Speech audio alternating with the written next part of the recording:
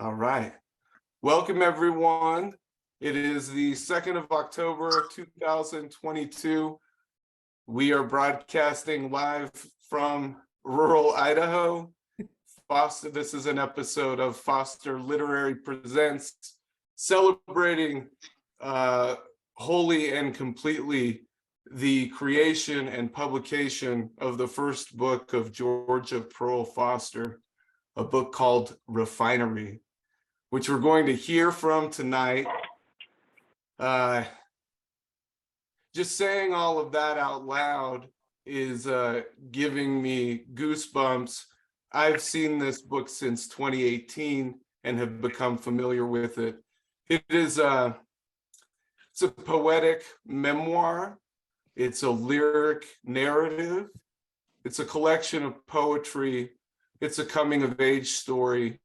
And it's also the refinement of a poetic voice, a poetic character, an empowered and complex psychology. It's a moving book, and this will be an exciting way to enter it into the world. You can go to www.fosterlit.com to order this book, pre-order this book, watch out for new editions of this book. This is just the beginning of the book. And we're gathered here for this launch to put it out into the universe and let it propel itself. It's a work of art. Also, you know, in my opinion, the best launch for a book of poetry is more poetry. It's a lot like cowbell. The answer is more of it. And so really what we're going to spend our time doing today is listening to the work, some poetic work from some powerful poets that Georgia Pearle has interacted with, has become friends with, has shared work with, and has connected with in the landscape of the literary. It's my job to read and introduce a few of these readers, or all of them, and I'm looking for my notes here. Here we are. So we'll go one by one with 3 readers, and then we'll turn the time over to Georgia Pearle to share with us REFINERY. We'll start with Luisa. Luisa Muradyan is originally from Odessa, Ukraine, and holds a PhD in poetry from the University of Houston.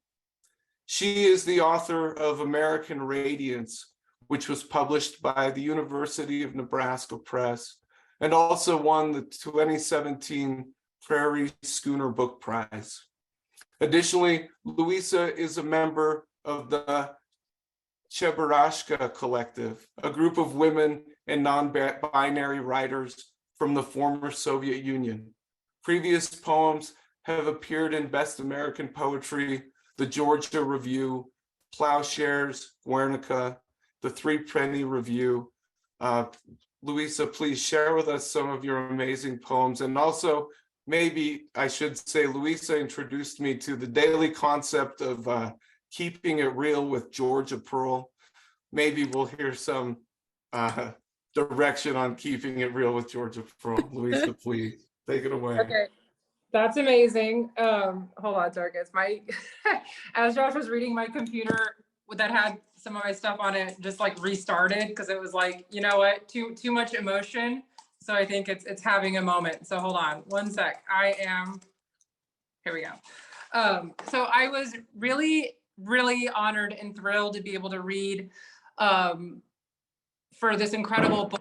I've seen so many iterations of the book, and every time I'm just blown away by Georgia's voice, like her incredible vision. And so I'm so honored to be here with all these incredible writers too. And I'm really just so honored to be Georgia's friend.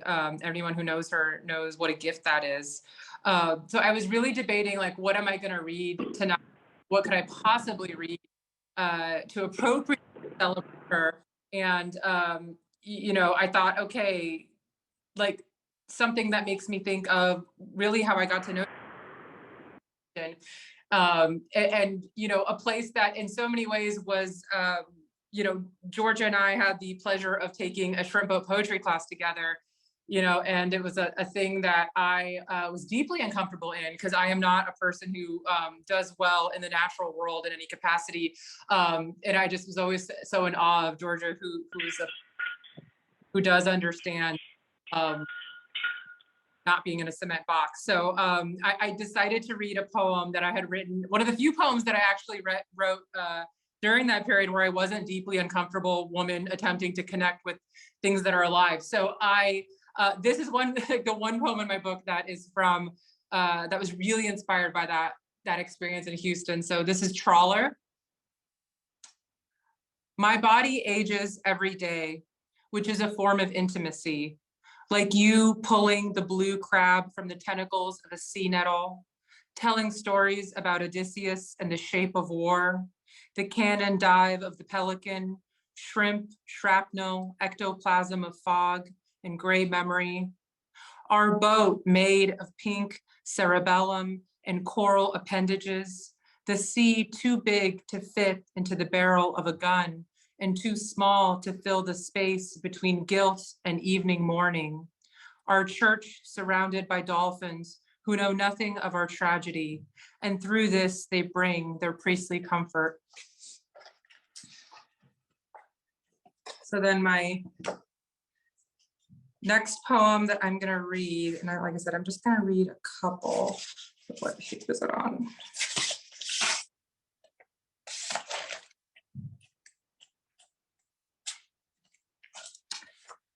This one is a place that I spend actually quite a bit of time at, especially since becoming a parent, which is another venture that I decided to enter, that I really look to Georgia as not only a friend, but like an incredible mentor who is just like an incredible maternal figure that I was always just like deeply in awe of. So at the Rat Casino for Children.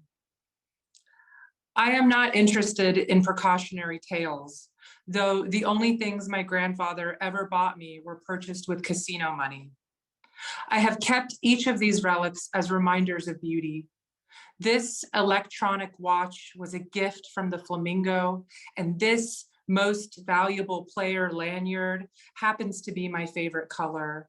And this pocket slot machine was even programmed to say, "Happy birthday." And yes, everything is broken.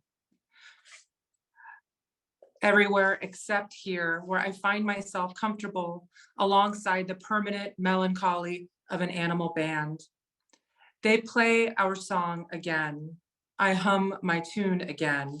I tell the teenage girl inside of the mouse costume that I too have had to separate my mind from my body. And we share a moment of knowing before she begins to throw tickets in the air to appease the crowd of toddlers. Mine is among them, though I can tell he is still unsure about what it means to take. Hours later, we stand quietly at the prize counter, and he points to a tiny eraser that is worth a fortune. That one, your favorite color, Mommy. I tell him to choose something else, something for himself, and he shakes his head, shakes it hard, already understanding something about inheritance. I'm just gonna read two more. I think that'll be good. Sorry, guys. My computer was not doing me a favor. My goal is to read new poems in celebration of George's new work. So sorry guys, 1 second.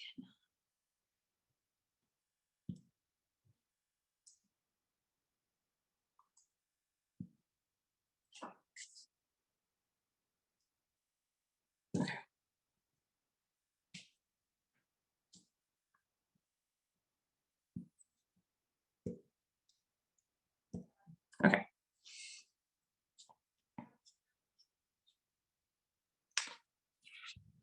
Woman with Cheesecake Factory menu. I am comforted by the clashing decor, Greek columns, stained glass, the faint outline of Anubis by the bar. Was the designer confused, or did they simply want too much?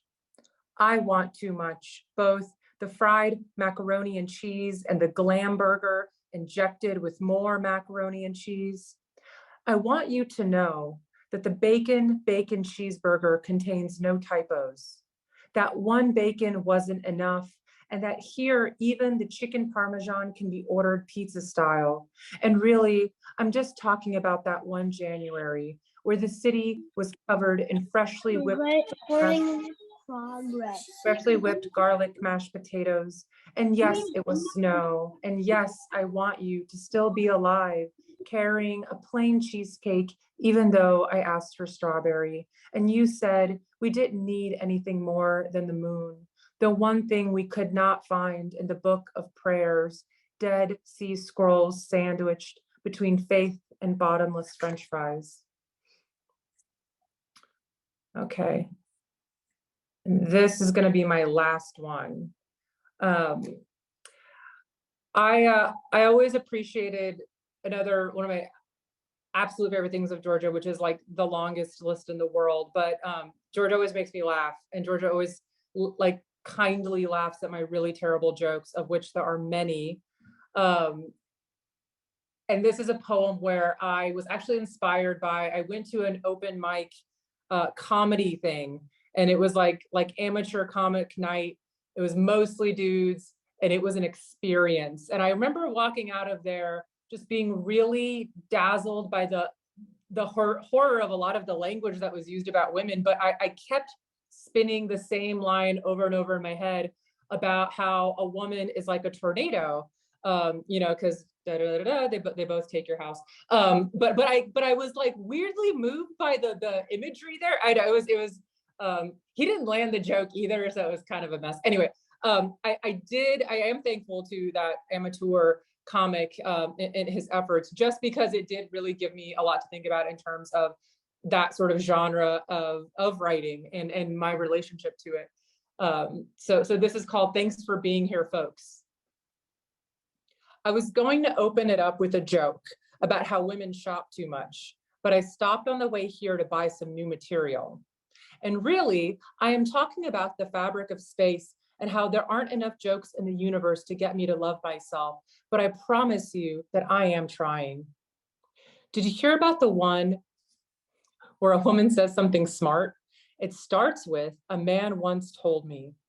And I just need you to admit that that was a little bit funny, because there are so many men who sit in the velvet smoking rooms of the internet who only see me as the butt of every joke. And I do have a great ass, though I cannot speak to you about the contents of my chest without first explaining that, like a tornado, I too will blow you away. And like a tornado, I too will take your house. Like a tornado, I too will move your cows across the sky like shooting stars. Like a tornado, I too will throw that gold framed picture of your father into a field of wildflowers that, yes, are on fire, that, yes, burn because of me. You see, I have bled for more than 5 days and didn't die. And yes, I am a thing that should not be trusted. All right, friends, that's it for me. I'm amazed at this cadre of poetic power that is happening right now. I'd just like to go ahead and introduce our next reader, Niki Herd. Niki is the author of The Language of Shedding Skin, published by Main Street Rag. She also has co-edited with Meg Day a book called Laura Hershey on the Life and Work of an American Master. Niki is the winner of the 2021 Imprint Donald Barthelme Prize in Nonfiction. Her poetry, essays, and criticism appear or are forthcoming from Oxford University Press, Copper-Nickel, the Academy of American Poets, via their Poem a Day, Lit Hub, The Rumpus, Salon, among other journals, anthologies, and magazines. Niki's work has been supported by the UCross Foundation, the Breadloaf Writers Conference, the Newberry Library, and Cave Canem. Herd served as the Imprint C. Glenn Camber Fellow of Literature and Creative Writing at the University of Houston, where she earned her PhD in literature and creative writing in 2021. Niki's on to great things with her books and her literature. She's a dear friend of mine. I can proudly say I've sat next to her in a class and been totally intimidated by her intellect and her ability. I'm so excited to hear you read, Niki. I'm going to mute now and turn it to you. Thank you, Joshua. So as Luisa said, when Georgia reached out and emailed, yeah, I was just really honored to be asked to take part of this. I think Georgia, weren't you in like my first two my first two workshops? We had, yeah, I think, yeah. And I knew immediately, I was like, this woman is the real deal. Like, you know, just straight up, you know exactly what you're getting. And I'm like, okay. And both with Joshua and Georgia, I just felt like they were two of the realest people in the 5 years that I was in Houston that I really knew. So I'm really, really honored. You were gracious enough to let me sit in and watch you defend this. When you defended it as your thesis, I remember that whole experience. And I remember reading the manuscript after that. And then also, you know, just to be here and take part of this right now, I'm just really honored. Thank you so much. So, and Josh, thank you for that intro. I have so much love and respect for both of y'all. So I'm gonna do something I've never done before, which is read offline, online. And we're gonna see how this works.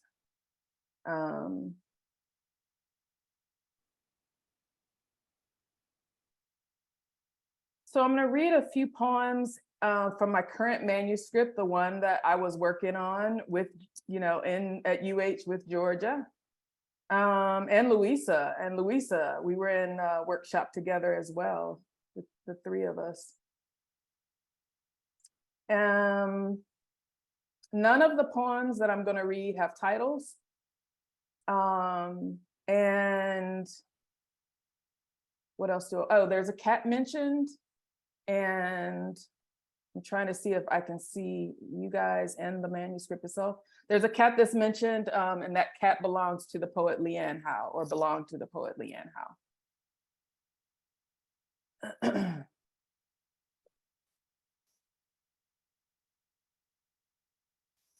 Yesterday, the ABC affiliate televised a hostage situation set squarely midday in Silver Lake, according to the voice behind the live feed.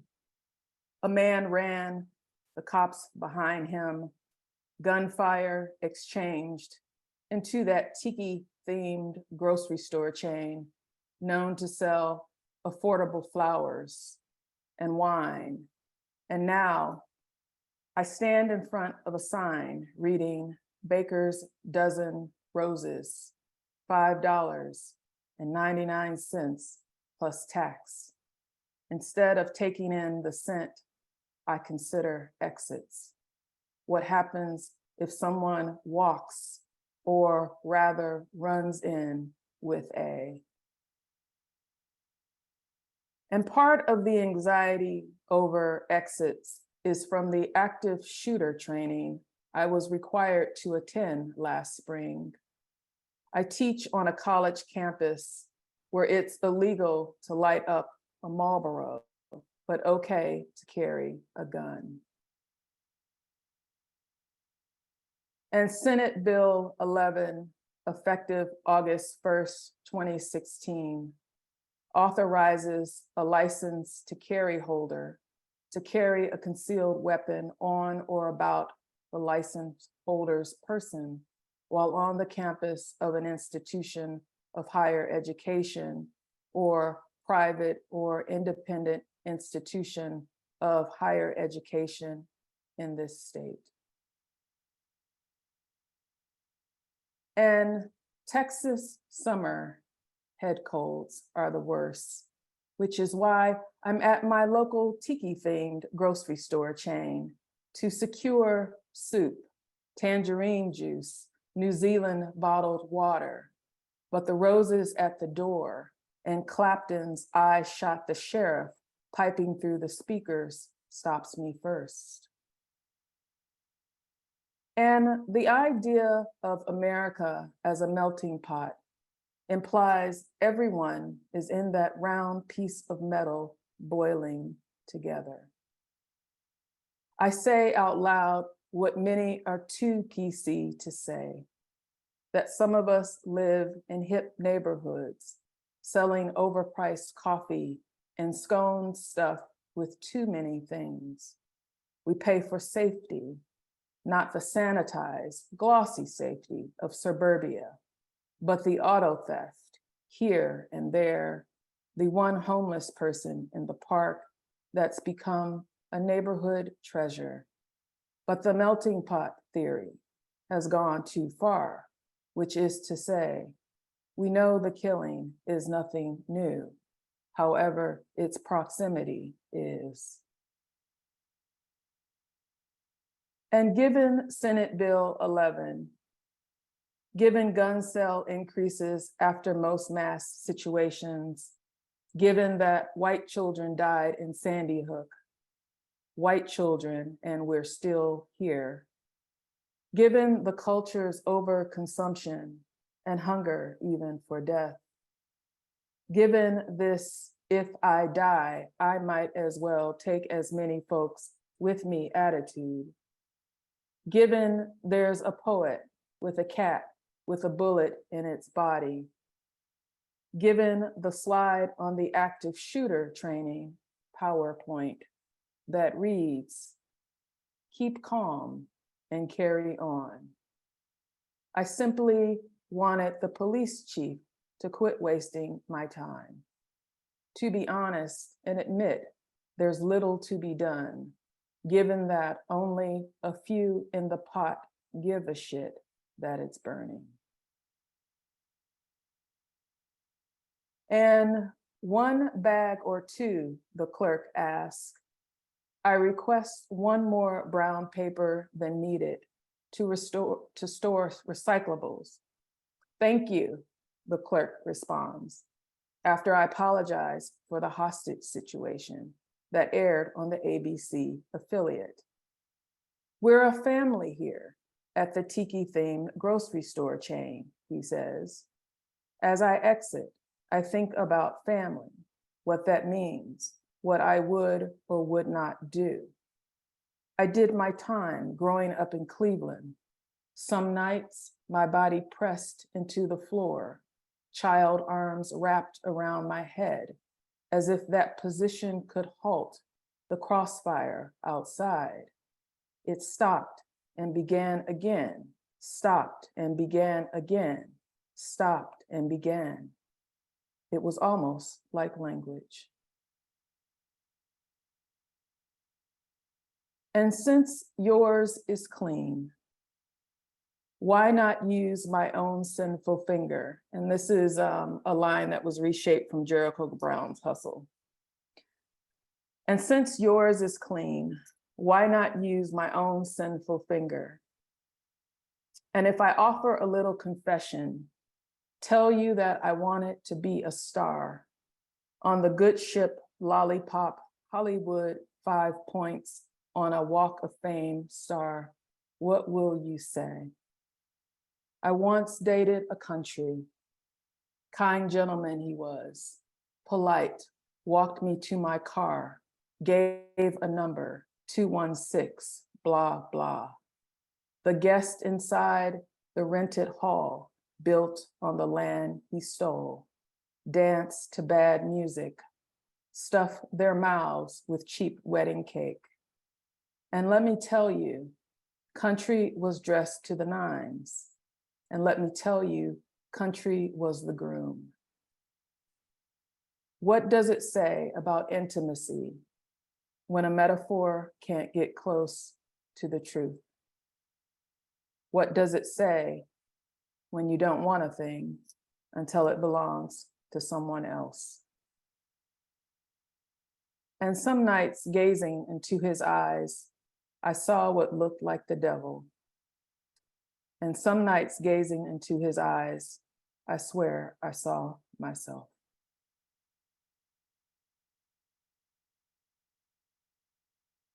With its never-ending field of vision,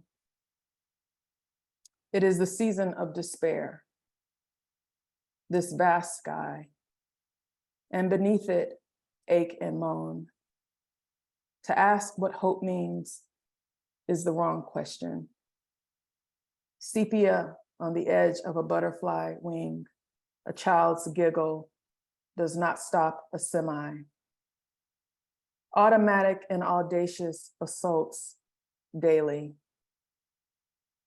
City of sirens, city of indistinguishable thirst, unreal city. In the square of the screen, Washington, DC, cameras ready. A president walks through Lafayette Park, biblical prop in hand. Around the corner, 7,000 pounds of ammunition. And somewhere in real time, police escort caravans of supporters through city streets. And somewhere in real time, one country aims at another country's soldiers. And somewhere in real time, church bells ring. Helsinki, 2018, July, one country meets another country, private viewing. 3 months later, Jamal Khashoggi. Safe house, nada. And there's no speaker here, just me, weighted southward and one and a liar to ever said a lifetime of tending these words was of any real import. Fertile land, Western land, harnesser of blue. I surrender. There's no greater imagination than this violence.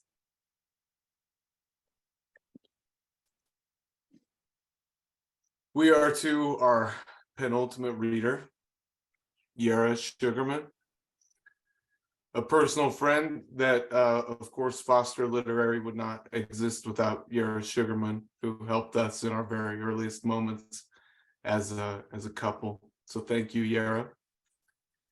Yerra Sugarman is the author of 3 poetry collections, Forms of Gone, which was the National Book Critics Circle favorite first book, The Bag of Broken Glass, which was a National Book Critics Circle recommended book, and most recently, Ant Bird, a hybrid collection comprised of lyric poems, prose poems, and lyric essays published by 4-Way Books. Her chapbook, From Her Lips Like Steam, was published by Ariel Press at the University of Toledo in December 2019. Her poetry, translations, and critical articles have appeared in Plowshares, Colorado Review, Bat City Review, Cherry Tree, the Oxford Encyclopedia of American Literature, The Nation, Agni, Prairie Schooner, Literary Imagination, the Mississippi Review, Pleiades, New England Review, the Bellevue Review, the Massachusetts Review, Poetry International, and many other journals and magazines. Yerra, without further ado, please share some more poems.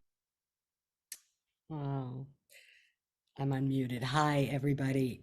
Thank you so much, Josh, for that beautiful introduction. And I'm just moved to be in your lives, in your life and in Georgia's life. And I'm really honored. I was honored to be asked to read tonight.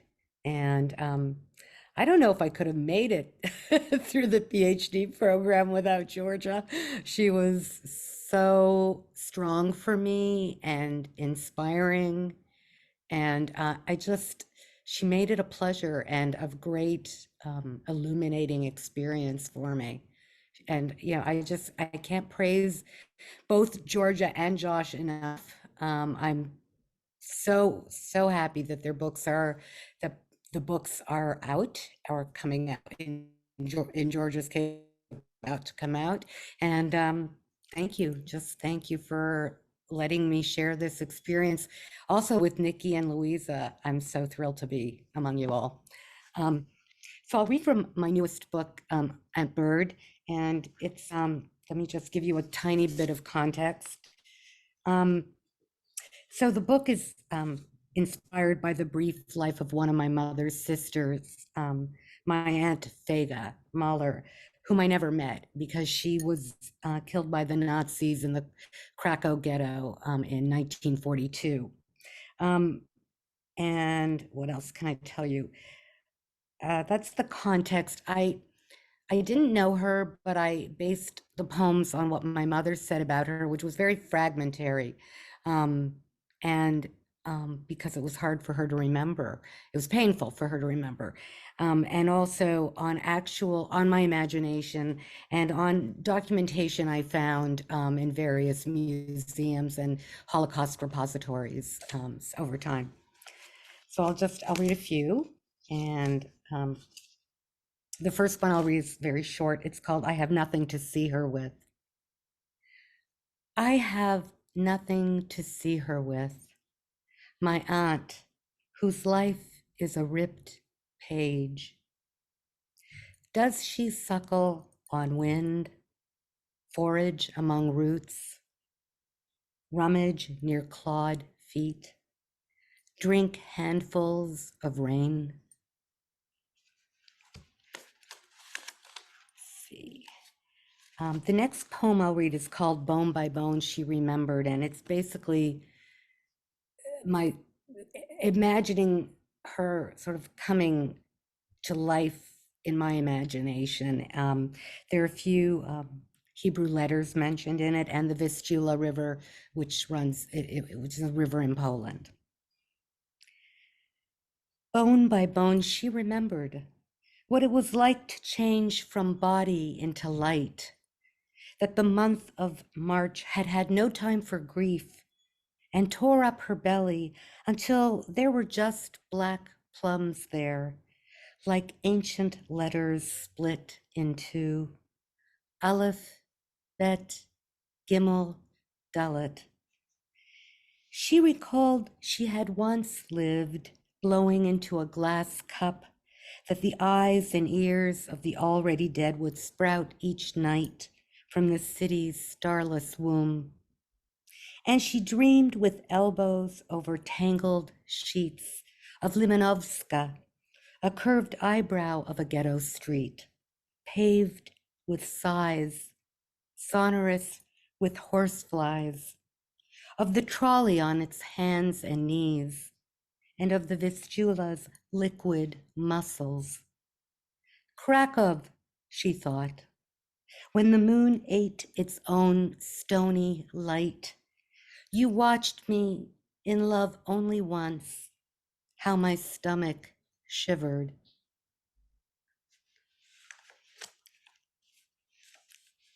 And I don't know if I said this earlier, but my aunt died at the age of 23, or was killed by the Nazis at the age of 23.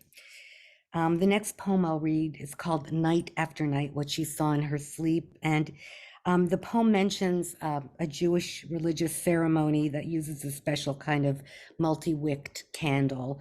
And the ceremony is called Havdalah, and it's meant to welcome in the new week.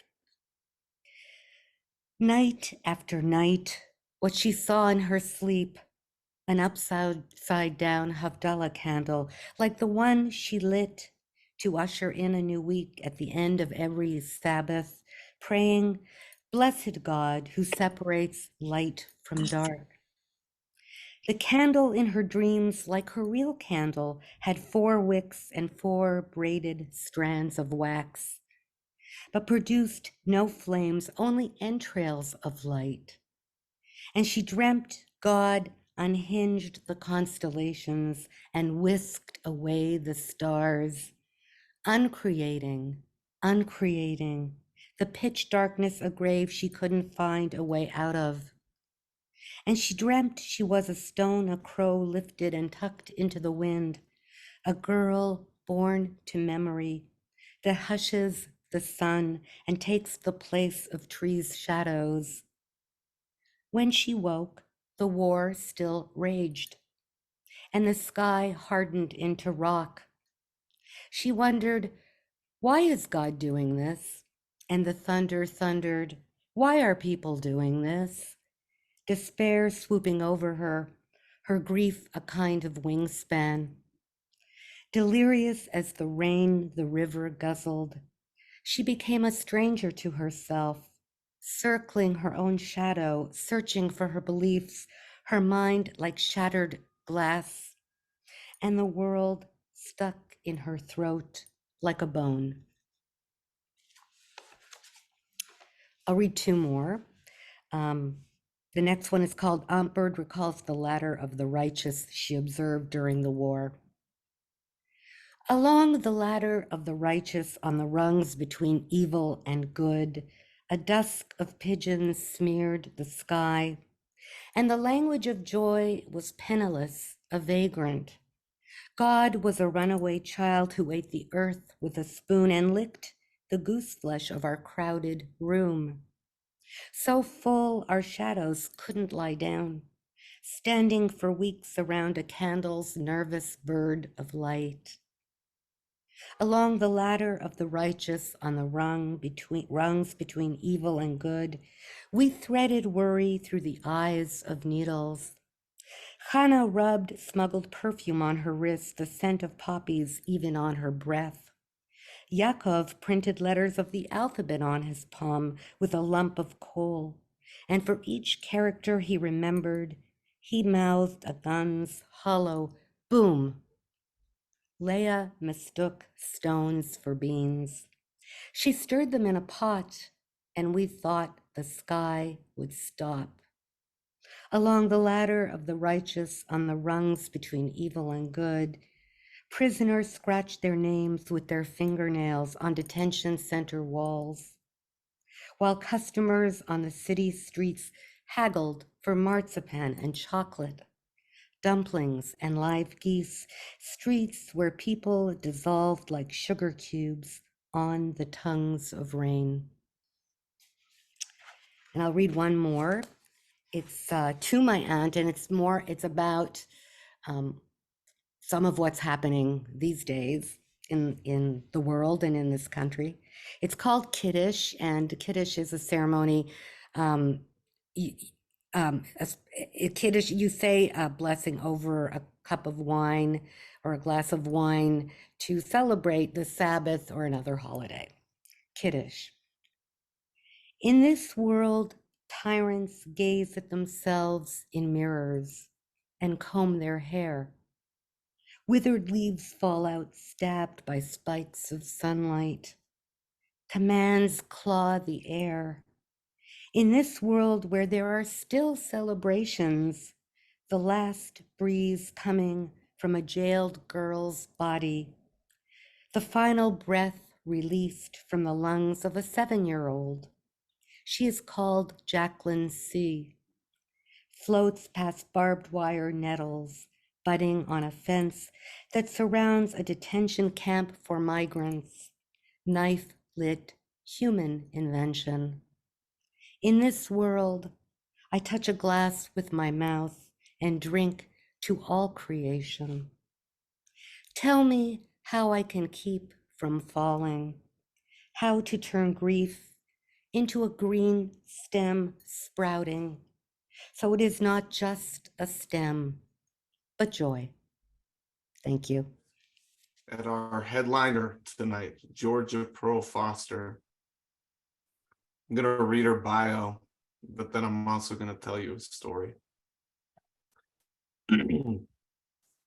Born and raised in the Gulf South, Georgia Pearle Foster is an alumna of Smith College and holds an MFA in poetry from Lesley University and a PhD in creative writing and literature from the University of Houston. Her poems have appeared in Ninth Letter, Canyon Review Online, and WSQ, among others. She now lives in a valley in rural Idaho, where she runs Foster Literary, an independent press and literary cooperative, with her partner, prose writer Joshua Dwayne Foster. That's me. Her first collection of poems, Refinery, is available for pre-order now, and she is currently at work on a second collection of poems, as well as a memoir, as well as a joint book written with the two of us. Georgia's projects are eternal and all need to be rendered into the artifacts of the book, just like Refinery. And the story I would say about Refinery is Georgia and I came together and we're working on our dissertations together early on in our relationship. And we lived in this little tiny house in Houston, 4 rooms, and there were 4 of us in that house, and a dog and 2 cats at the time. Many books, many of the books that are behind her crowded all our walls there.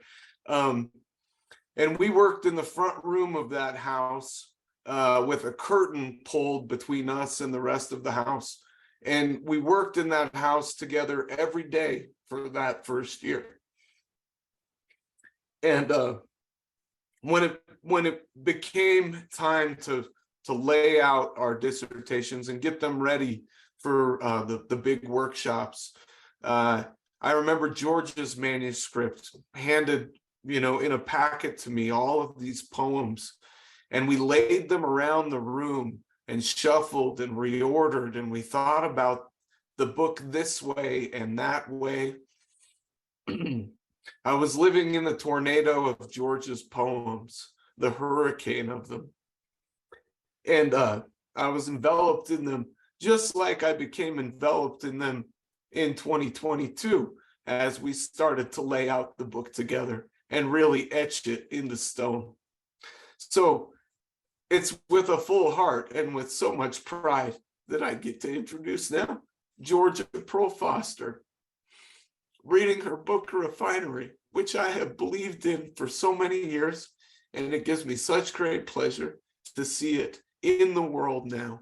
So Georgia, will you tell us more about this book and read us some poems, and I will go cry by myself.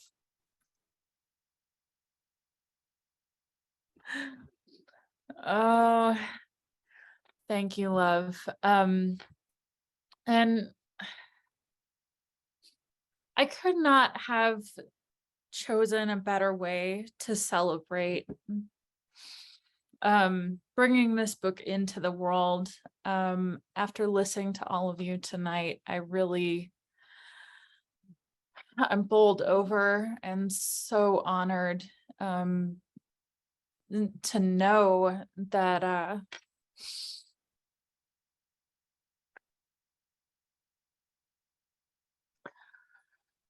I have had the support of so much brilliance and so many artists who, bring me to my knees when I hear them on the page. And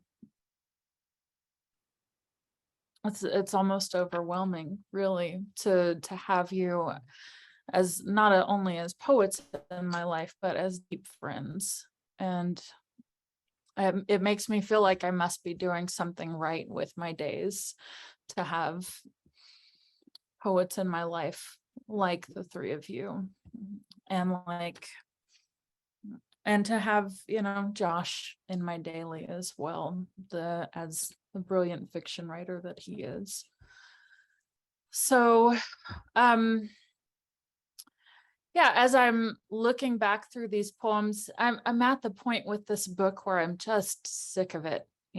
I've sat on it and rehashed it and made sure that it was exactly the thing that I wanted to put into the world, something that I could stand behind, knowing that there's controversy around so many of the things that I'm writing about, etc. I wanted to make sure that every single word was exactly in the place that I meant it to be. And so maybe I've held on to it too long looking at it now, but I'm just going to read poems from the old book. I have a number of poems from new works, but as I was looking through, the new book tonight, I thought, no, these poems have been 15 years in the making. They deserve their own space, even if most of you have heard them over and over again.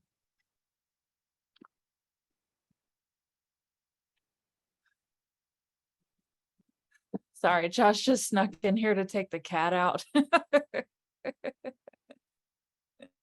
He was trying to nestle up against the back of my laptop. Before the wreck.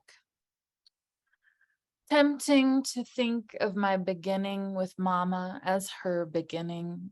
Nights she walked the tracks. Nights she ran the train signals wearing my father's jeans, unzipped, button extended with a hair tie through the loop. So much of my life I've wanted to make a mother of her, reduce her to a pair of arms made to hold me, and the temporary belly swell that brought me wailing through her. Should she who directed the conductors through the night shift too be held accountable for every cargo line and passenger train, every curve in the rail, the cross ties and spikes, I dare you try to harrow her there. Blink twice and she'll be off, molted out of those steel toe boots to become a platinum wisp, her mind struck to outpace us all. Watching wrestling with my captain. Praise to the working man, the broad, burnt, amber-chested man, the bodies slap on the taut rails, those built bodies slicked with baby oil sheen and bravado, fists arced to an almost kiss, never touching, only flexing. This, my captain's religion. Men who held belly to back on the smallish and grainy bow-fronted TV set that I fought with him to change, to cartoons where I could find a golden-crowned ferocity on her own white horse, a bright rainbow girl bringing color back to earth again on her own white horse. At the vanity. Seas sparkle algae, lights at the touch to make beautiful, attracting predators to eat its predators. Mama draws a harness round her eyes, deep blue, deeper, taps her brushes, powder, low light, cheekbones, highlight. I help zip the back of her gown, all sequins and aqua glimmer. Her voice lilts gravel to acetone swoon. Vanilla gardenia, cool, cool water. Her hair a gasp in platinum, set to light whole shores, a ghost tide at dusk. Some fairy tale. At the train yard, Mama had gone cocaine slim, rail thin. Danny was a freight inspector, his gaze primed to splice hard oars back together, a dimpled charmer with a hint of blue suede in his eyes, smooth like his well-landed parents, his mayor father, his mother in her wide-brimmed church hat. Soon they'd brought me a brother, then a new home made in each other, two perfect phantoms descending our staircase. Mama in her cerulean sequins and tulle, her neck rung in platinum and pearls, Danny in his tux and white bow tie, expert in gentility, buttoned up, the couple dashing together on their way to the ball.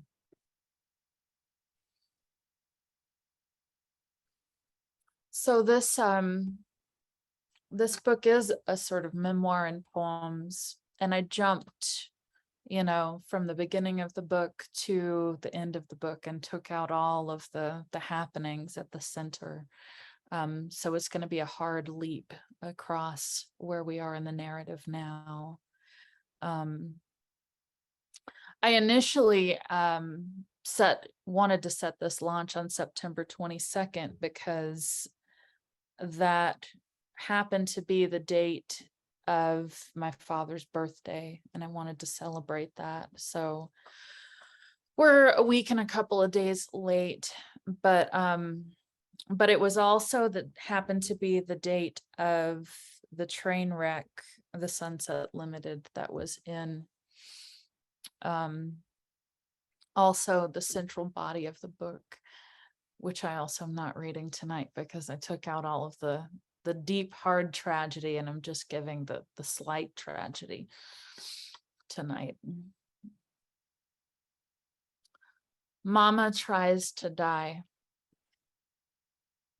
And I don't know how to look on her with anything but fury, her in her sad, mute hospital gown. So I settle my knuckles on her wax forehead. Imagine I can pull the long gone ball gowns from behind her eyelids, peel the long lost sequins from her nipples, release the angels from her ears. On my way to this infirmary, I stole the grape leaf earrings off her jewelry tree. Mother, thanks be to your impossibility, to your long sobs after my bedtime, to the faltering notes you sang me all the way to school, to your raucousness, your lust, even your angel dust.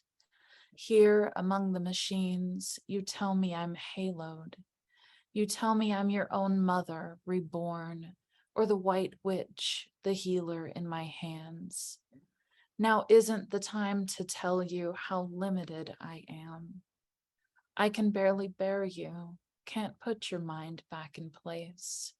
I only take my thumb and trace the stitches in your face. Drugged and dizzy, you fell and fell on your busted vase. And here we are laughing, you saying, just call me Grace. And oh, mother, of course you are Grace. We're caught in so many unearned moments. Like when I slake the voice you gave me out my throat and sling it through the hospital halls. Mother, oh, whatever. Of course we may stay shattered, still singing.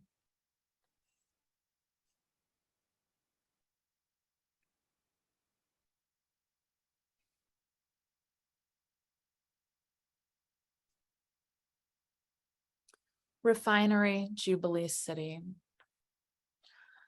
My father could not read for pleasure, rather, he read how sheetrock needed to set square against a new home's frame, read the lines of 40-pound test and wrestled with reels, red snapper and mackerel. My father read the trawler's tall masts, picked through the bait fish, jellyfish, cuttlefish. My father knew how to keep what to keep. With his blood money, we bought me books, navy cardigans and pinafores, and some supposed way out, away from the egrets, gone from undertow and tide and man-o'-war shores, no more mollusks and sand. Father, with you gone, my hands grew dyslexic, my air kept too filtered, tempered. Forgive me this refinement. Forgive me how we paid for it. Refinery, Texas City. In my passenger seat, she crosses her legs, pulls down the sun visor. Near midnight, and the Perseids send slow artillery across our sky.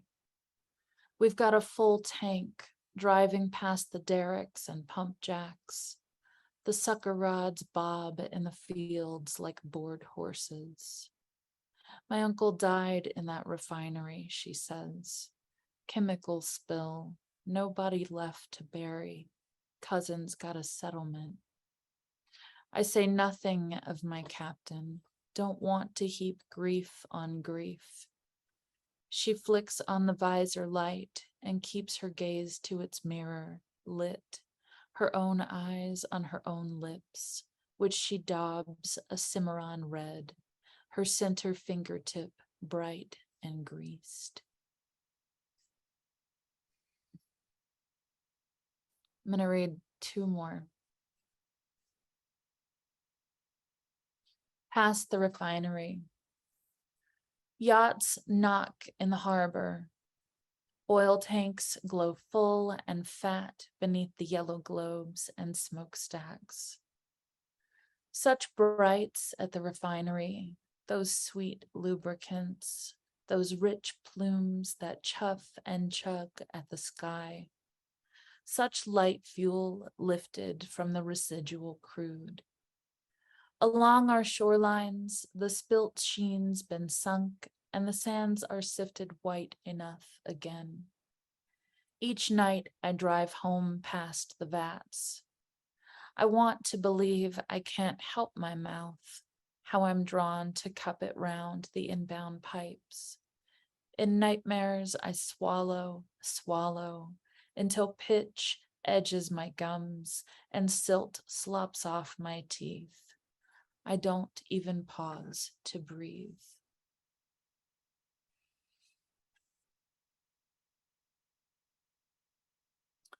Refinery after the spill. These are all from that shrimp boat class Luisa was talking about. Down in Bayou La Battery, the oysters sludged in oil, an irritant too slick to make pearls. Along the coast, thick yellow boom formed a barrier, and crews set out with skimmers. Still, the oysters choked. I'm sick of writing all the ways to choke or not to choke. Enough sputtering metaphor, enough bays and likenesses and poor filtering bivalves. We've asked too much of the oysters. Too many times we've said, here, mollusk, you're stuck in the muck. What'll you choose to do? Have some grit, baby, grit, and best make it luminous. Oh, I just want to thank you all again for being here. And I guess I'm going to let Josh close us out.